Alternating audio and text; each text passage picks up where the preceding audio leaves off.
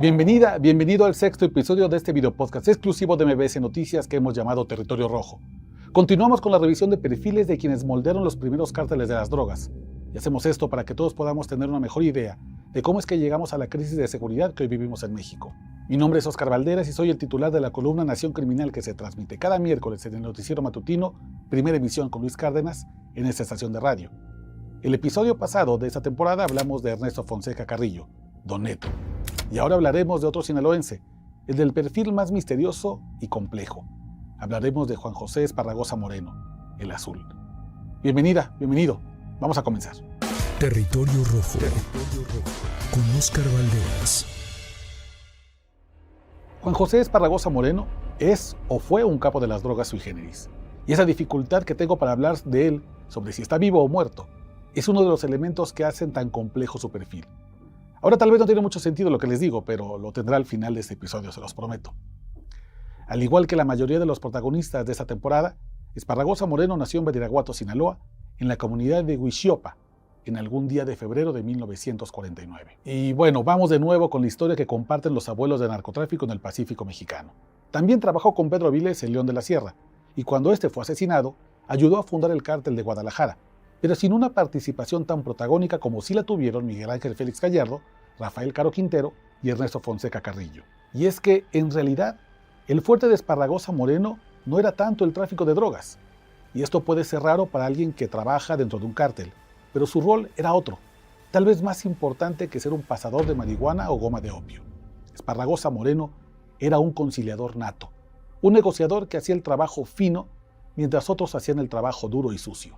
En la década de los 70, ya con experiencia criminal, ingresó a la Dirección Federal de Seguridad, un cuerpo policíaco ahora extinto, y se convirtió en policía para aprovechar la placa y la pistola para brindarle protección a sus amigos y a sus cargas de narcóticos hacia Estados Unidos. Ahí comenzó a reclutar a otros policías corruptos para ingresarlos al crimen organizado, y su lógica era bastante simple. La violencia es un mal recurso que a la larga produce efectos negativos. Él prefería convencer con gentileza, con amabilidad y, claro, con pesados fajos de billetes. Desde entonces sus compañeros le comenzaron a llamar el Azul, por su tono de piel tan moreno que dicen que llegaba a verse a su lado.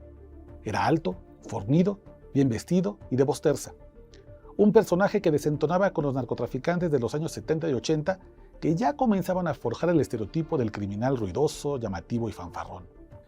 De hecho, Esparragosa Moreno prefería por encima de todo la discreción. Cuentan que prohibió que se le hicieran corridos, que rehuía de las fotografías y de los excesos que hicieran que extraños lo voltearan a ver. Pocas veces tocaba su pistola, y no se le conocen asesinatos de alto perfil, porque siempre prefería un arreglo que un pleito. Un vistazo a su personalidad puede leerse en el expediente judicial contra el general Francisco Quiroz Hermosillo, un viejo militar acusado en el siglo pasado de colaborar con el crimen organizado. En la carpeta se narra que Esparragosa Moreno se acercó al jefe de una banda de narcotráfico para darle un consejo. Ya no le jale mucho al dedo, le dijo en referencia a la frecuencia con la que mataba a sus rivales. Acuérdese que estos negocios no se llevan bien con la muerte, le insistió. A pesar de esto, no se dejen engañar por los dichos de Esparragosa Moreno. Al igual que sus socios, aprobaba crímenes horrendos cuando creía que lo ameritaban.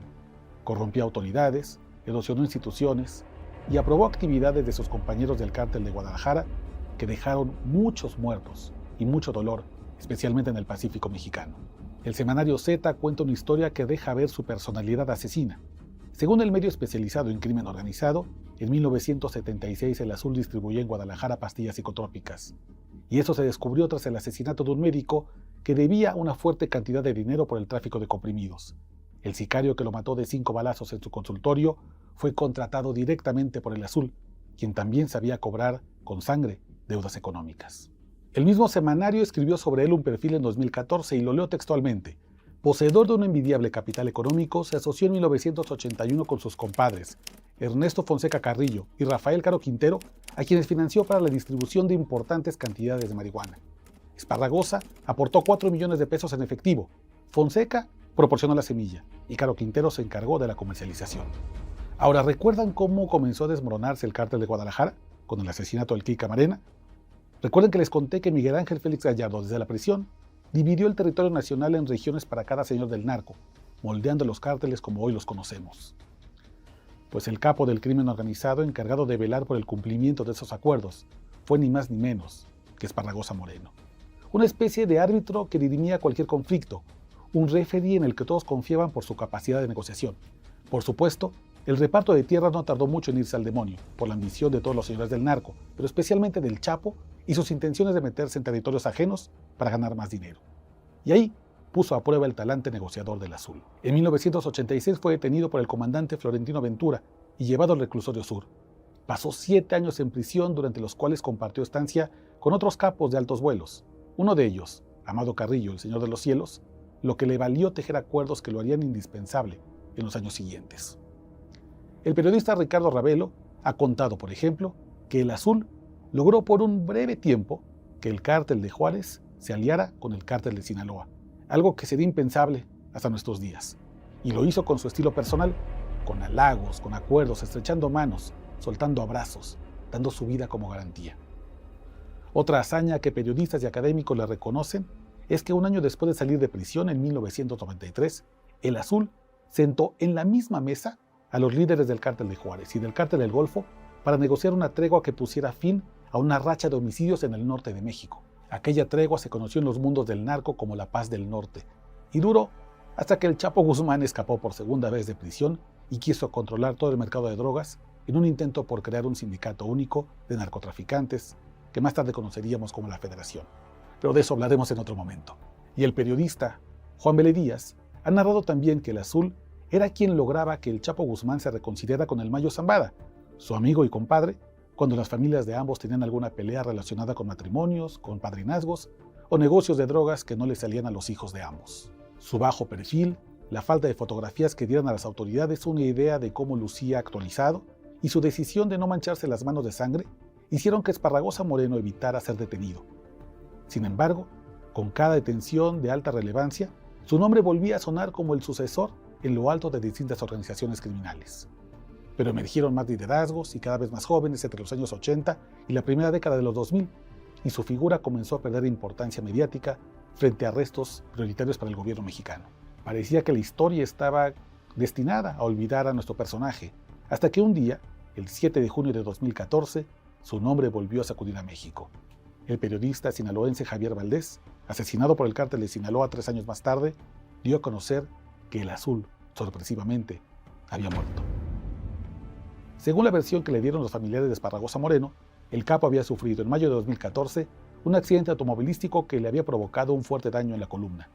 Tenía 65 años cuando, cuentan sus más allegados, el sinaloense quiso levantarse de la cama, y el esfuerzo físico fue tanto que le ocasionó un infarto fulminante. A pesar de los detalles, había vacíos en la información sobre su supuesta muerte. Por ejemplo, quedaba la duda si Esparragosa Moreno había muerto en la Ciudad de México o en Jalisco, o si su cuerpo sería enviado a Badiraguato, Sinaloa. Y esto era muy importante, porque el gobierno de Estados Unidos quería asegurarse de que su muerte fuera cierta, o un rumor para evitar una orden de aprehensión. Y es que el Azul, al momento de su supuesta muerte, estaba considerado por el Departamento de Justicia de Estados Unidos como un prófugo, cuya captura valía $10 millones en recompensa, mientras que el gobierno mexicano también ofrecía una millonada por información que llevara a su captura. La historia de su muerte se volvió más complicada cuando 2 días después de la noticia de su supuesto fallecimiento, el entonces Procurador General de la República y hoy preso por el caso Ayotzinapa, Jesús Murillo Caram, reconoció que el gobierno mexicano no tenía evidencia de la muerte de Esparragosa Moreno.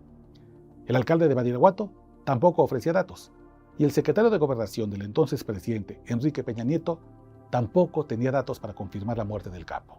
Para hacer aún más complicado el caso, se supo que los familiares habían incinerado el cuerpo de Esparragosa Moreno al día siguiente de su fallecimiento en un crematorio secreto en algún punto del país y en una ceremonia muy discreta. Y con el cuerpo hecho cenizas, el misterio del Azul se consolidó hasta niveles de leyenda. La DEA, por supuesto, no creyó el cuento de la muerte. Hasta esta fecha, la ficha de Juan José Esparragosa Moreno sigue vigente en la página de los más buscados de la Agencia Antidrogas de Estados Unidos. El gobierno de las barras y las estrellas lo acusa de llevar más de 14 toneladas de marihuana a su país, por lo cual continúa vigente la recompensa de $5 millones para quien diga dónde resucitó el capo sinaloense. En la página se puede leer lo que el gobierno de Estados Unidos cree que realmente pasó con el capo negociador. Dicen que fingió su muerte con una cirugía plástica y que vive despreocupado y creyendo que ya nadie lo busca. Por cierto, uno de los hijos del Azul también murió en condiciones extrañas. tal vez imitando la estrategia de desaparición de su padre. Juan José Esparragosa Monzón, alias El Negro, también por su tono de piel, fue reportado muerto en enero de 2021 por COVID-19. Al momento de su muerte, era considerado un importante cabecilla del cártel de Sinaloa, pero con su conveniente muerte se acabó la persecución. De tal palo, tal astilla. Hoy es un misterio dónde están las cenizas del Azul, su cuerpo o dónde disfruta de los frutos de su mentira. Si es verdad que está vivo, el Azul hoy tiene 74 años. Y si no, a los 65 años, sí dejó este mundo impune y logró lo que muy pocos narcos de su generación: morir en libertad. Muchas gracias por llegar al final de este 6º episodio de la primera temporada de Territorio Rojo. No olviden darle like a este video, suscribirse a la cuenta y nos vemos en el próximo y último episodio de esta temporada. Hasta pronto.